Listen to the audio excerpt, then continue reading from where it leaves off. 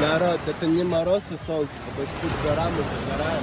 Но мы продолжаем уже с апреля жить в Сухуме, кушать арбузы. И что меня радует, смотрите, солнце, но дождь.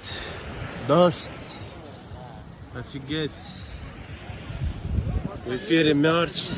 Мы тут уже 4 месяца, или сколько в этом Сухуме? Сколько мы? 4 месяца. Ну, Сочи, Сухум. В общем, наш блог продолжается вечно. И когда мы будем в Москве, не знает никто.